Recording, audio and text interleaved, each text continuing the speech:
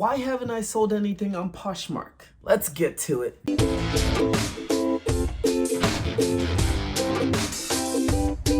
Hey guys, Holland here from where the helicopter bear meets the Papa Bear. It's the helicopter bear, and today I have a list of 10 things that could answer why you haven't sold anything on Poshmark or why sales have been so slow for you. But before we get into that, guys, if you're new here, please hit that subscribe bell icon, do all the things with the fingers, press all the buttons, like, comment, everything that I say. Not everything, but if I suggest something, it's gonna be in the description in this box below. So let's get into this, guys. So number one, why haven't you sold anything on Poshmark, or why is sales so slow for you? Number one is, are you consistently sharing your closet? Remember, guys, sharing is caring. So on Poshmark, the more you share your closet, the more you have chances to get to the top of that search so that you can make those sales. So how often do you sell your closet, or how often, not sell your how often do you share your closet? For me, I have a program on my my main computer there, that bad boy. I have a program called Posher VA, and I have it, I think, set on every hour I share my closet. I've made videos before talking about Posher VA, so I'm not going to go into that. But yes, that's how often I share my closet because of my inventory and everything. So number two, are you consistently listing and consistently relisting? Making sure, yep. Are you consistently listing and are you consistently relisting? The reason I also include a relisting is some people get that burst of like, they start on Poshmark, they get that initial like burst, and then all of a sudden it dies down. In a few months, you're like, oh, I haven't sold anything. It is wise to relist your items every 60 days. And what that does is, which Posher VA can do it as well. What that does is it takes down that old posting and brings it back up new. So relist. And the reason why you want to do it every 60 days is because that refreshes the entire thing. If you do before 60 days, I think it only puts your item in like the just shared or something. It doesn't actually relist it. So make sure 60 days, relist it. Also, are you consistently listing? The reason I'm saying that is when you're constantly listing, remember, all of this, Poshmark, any type of social media, all of that stuff, it works on algorithms. If you're constantly listing, that is telling Poshmark that this person is an active person on the app. So we should promote them more versus somebody who only lists maybe once every 2 or 3 months, because then it says, hey, this person isn't gonna be an active seller on the app, so let's put somebody else ahead of them who's a lot more active. So constantly listing, if you have a lot of stuff, sort of split it. Sometimes I have a lot of stuff and I go directly into listing all of them. Sometimes, you split it, that you maybe list a few items each and every day, so you can have that consistent list factor, so you can go into that algorithm and shoot up charts. Not drugs. Don't do drugs. So number 3 goes along with that is, are you actively sending offers? Constantly, guys, send offers. That's the bread and butter. Constantly send offers. Little hint, if somebody comes in with a really low offer, I know it's gonna be like, hey, you're trying to lowball me. Completely, you decline it. Do not decline unless it's a constant like low offer. What I like to do is, a lot of people try to test you, just try to see where your limits are at, that they're like, this stuff, you're selling it for 50 bucks. I'm going to send an offer of like 15 bucks. And they're just trying to see what your lowest is going to gauge. What I like to do is, if that happens, I send them a reasonable offer, and if they lowball me again, instead of declining, I go back and send the same offer, and that basically tells people, hey, I'm super firm on this price. Like, no matter what you do, unless you decline it, this is the price that I'm gonna stick at. Sometimes people decline because, you know, they want the low offer and they are trying to see if you will give it to them. A lot of times I've seen people come in and actually accept that offer once they knew that that's how firm I am. And they're like, okay, well, he's not gonna go down below that. Let me go for that. So be consistent on that. Number four is, how do your pictures look?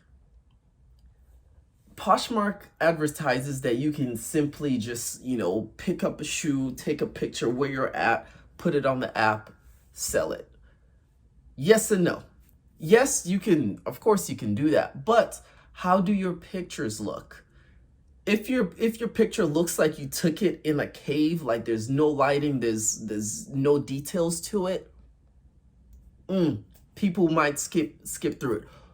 Versus also, if your picture looks like it's been heavily edited, like if it looks like you've blown the contrast and stuff like that, blown the brightness, people are also going to be like, this is not an accurate description or representation of this item. What I like to do is, even though I put a little bit of effects, what I mean by effects, the only thing I change on my picture is the brightness and the contrast. That's it. I don't like to put filters or anything like that. And the best source for light is actually natural light. Like, for instance, right now, I do not have, because usually I'll set up lights and everything like that. But since I just moved into this new house, I've realized I have a window right there and I have this window right there that sort of gives me really, really nice lighting whenever I come in. It right here might be a little bit dark, but it's okay. It's okay. So I also have made a video on how I take photography. I'll put it in link in the box thingy below. So check that out. But yes, how do your images look? Also specifically, how does your hero image look? Your hero image is your first headlining picture, because someone is looking through the app and that's the first picture they're going to see before they click on all the other pictures. How does that look? I usually have, if you go into my own closet, you see all of my pictures basically have the same angle, the same hero angle. It's more of like a diagonal. It's not straightforward. It's not the side profile. It's sort of like a aerial, but like a angular shot, sort of like this. This is the item. That's what it looks like. And that's what works best for me. And remember, guys, as I always say, what works for me might not work for you. So next, let's go into, how fast do you ship? Some people like, I don't get consistent sales, but they take like the maximum 3 days, 4 days to ship. And all of that, people in the age of Amazon, people like fast shippers.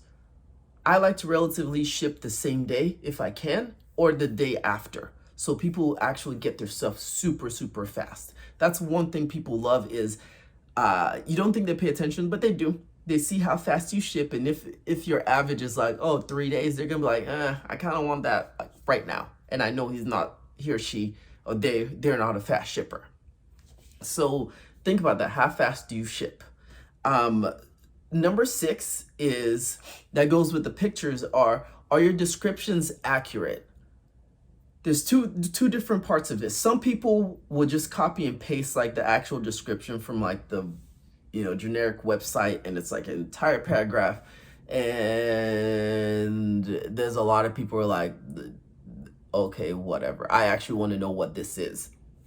Versus some other people who only have the picture and pretty much no description. What I like to do is a combination of both. I make sure my pictures have each and every little detail. Like, so for instance, if, there's like a little like seam or something, take a picture of that. If there's like a scuff, take a picture of that. In my description, I think I put something like, if it's pre-owned, if it's new, Smoke-free home. That's, you know, that's a good one. If you smoke and your stuff smells like smoke, people are not gonna want to buy it. People don't like to get something. They're like, oh, this smells like, you know, this person smokes. So if you do smoke, keep your inventory maybe away from where you smoke. But I also put refer to photos for things. If there's like a major blemish, I put in the description that says, hey, this is this. A lot of the times, since I sell shoes, a lot of times if some of my shoes don't have, or the tag, the measurements and stuff wore off, I actually measure them myself using, what are they, measure things. I can't think right now. Tape measure, whatever. You know what I'm talking about. But I actually measure them, and I measure all the different angles of the shoe and put in the description, hey, tags wore off, tags are missing, look to see what the exact measurements are. And what that does is that also helps me in case somebody's like, hey, this is not the right size. You said it's a 10.5, but I got it and it fits like a 9. And I'm like, looking, I measured it. You should have paid attention to that. So what are your descriptions? Okay, so let's go with number 7. What does your profile look like? A lot of people aren't concerned with that because, you know, it's so easy to get on Poshmark and start selling that they're like, whatever, get on it. But what does your profile actually look like? What does your profile picture look like? If you don't have a profile picture and it just says like the letter of like your name and stuff like that, people are gonna look and be like, this definitely looks like a scammer. They didn't even bother putting a profile picture on. Or if you go into your about me and it's just like a generic description like, my name is blah blah blah, I like blah blah blah blah blah. Go in and actually change those and make them more specific towards you. Like go in and, you know, even if you say a little bit about yourself, go in there, because the more your profile looks like it is a human being, and also, you know, your name and everything, the more your profile looks like it's a human being, the more relatable you are to people versus someone who looks like a scammer. It's kind of like those messages you get on Facebook or Instagram that you know it's a scammer and you're like, oh yeah, no, like this, you know, I know Poshmark makes pictures automatically like low res and stuff, but like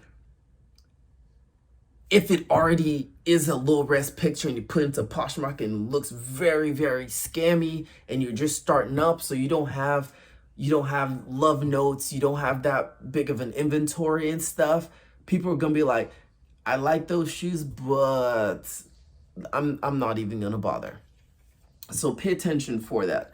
Number 8, what is your packaging like? And number 8 is for if you want to get more reoccurring and stuff. If you want to get more reoccurring people to your site, to your closet, what does your packaging look like? Do you just put it in a box and you just tape it up and all that stuff? Let me show you what I do for packaging. I designed, and I'll put it right here. I designed a little card that goes into my package slips, and the card just says, "You're the Posh and Best. Thanks for shopping at my store, Holland the Helicopter Bear." And it also has a QR code that says, if you want to shop with me again, scan me. So someone constantly did, even if they throw this away, they have it that they're like, hey, I really love these shoes, but I can't think of, you know, this person's name that I got it from. Oh yes, he had a card there, so they can take it, scan it, goes directly to my shop. So I put this. I also wrap up everything in this bag, and you can get these on Amazon. I'll put a link down as well, but I put all of my items on my shoes in here, and it also has this little, you take this off and you can just seal it. Great. Shipping label. I have a label printer that basically I print out these shipping labels and I can just peel it and post and put it on my packaging. I just get, because a lot of people are like, oh, I need to go get boxes, all that stuff. No one cares about the box like that. So these are free, 100% free. post office. And what I like to get from mine is these are really cool because it already has the adhesive on it. Depending on what you're shipping, I ship shoes. A lot of shoes can fit in this, unless they're like size 14s and stuff, but a lot of them can just fit in here. Seal it up, put my label on it, ship it. So that's what my packaging looks like. It looks, you know, nice. It looks professional. Number 8, is your closet, is your inventory up to trends and up to standards? And what I mean by that is, are you trying to sell summer shoes and sandals and flip-flops and it's winter time? Then you might not get sales if your closet is full of that. So look at what season you're in, and if your closet reflects what season you're in, perfect. You get consistent sales. Right now we're in winter, even though it's nice and sunny outside, but people are still buying winter stuff. And my final tip for why you're not selling or making consistent sales is, are you subscribed to the Helicopter Bear? Guys, if you're not subscribed, I think this is the time. Come on, let's be friends. If you're not subscribed, subscribe, hit the bell icon. If you want to chat some more, if you want to see what I do in my daily life, hit me up on Instagram at the Helicopter Bear. Sometimes I post funny stuff, sometimes I don't. Most of the times I really don't. But guys, if y'all really like this video, I'm gonna probably put another video like right here that you might like. Everything I said in the video is gonna be in the description box below. Hit all the buttons, the like, everything. Talk to me. All right, guys. I'll see you on the next one.